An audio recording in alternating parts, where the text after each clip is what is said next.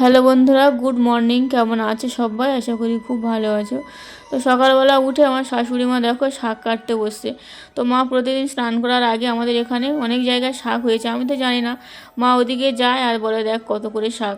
তো অনেক শাক তুলেছে আর ওই শাকগুলো এখন বেছে কেটে দিচ্ছে। এই যে কাটা হয়ে গেছে, দেখো কত সুন্দর করে কেটেছে। আমি তো এত সুন্দর করে কাটতে পারি না, এইভাবে কাটলে শাকটা কিন্তু তাড়াতাড়ি হয়ে যায়।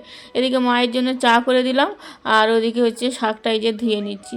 ছোটো মেয়ে বললো আলু ভাজা করো, আমি আলু ভাজা খাবো, তো ওই জন্য আবার আলু কেটে নিয়েছি আমি। তো আলুটা এই যে ধুয়ে নিলাম। আজকে আবার মাছ আছে অল্প, তো মাছের তরকারি করব আর দুবেলা রান্না পুরো করে নিই ওই একবারে। তো ওই জন্য আলুটা এখন এই যে ভাজতে দিয়েছি। আর এদিকে দেখো ঘরটা ঝাড় দিতে গেছি, ওর মধ্যে কি একটা আওয়াজ হচ্ছিলো। তো ওই জন্য খুব ভয়ও করছিলো। ভালো করে দেখলাম তো কিছুই নেই, হয়তো ইঁদুর ভিতরে ঢুকে আছে, দেখা যায় না। এদিকে ঘরটা এখন ঝাড় দিয়ে নিয়েছি আর এখন ভাত বেড়ে যে ঠান্ডা করতে দিলাম, ওর বাবা খাবে। এদিকে মা বললো দেখি মোড়ের মাথায় তো মাছ কিনে আনবো যদি থাকে আর কি। তো দেখো এদিকে আমি আমার এই শাকটা ভাজবো বলে 5 ফোড়ন দিতে গিয়ে ওই যে চা দিয়ে বসেছি। তো মাথায় যে আমার কি হয়েছে কি বলবো, এখন কি ভুলভাল কাজ করি তো নিজেই জানি না। এদিকে শাকটা এই যে 5 ফোড়ন, শুকনো লঙ্কা আর ওই যে পেঁয়াজ দিয়ে বসিয়ে দিলাম। তো একটু পান্তা ভাত ছিল, ভাবলাম নষ্ট হবে তো খেয়ে নিচ্ছি।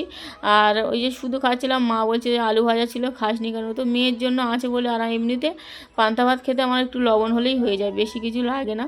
এদিকে শাকটা ভাজা হয়ে গেছে। মা আবার এই যে বাজার ঠিক না, আমাদের মোড়ের মাথা থেকে মাছ এনেছে। মাছগুলো একদম টাটকা, ওই যে পোনা মাছ।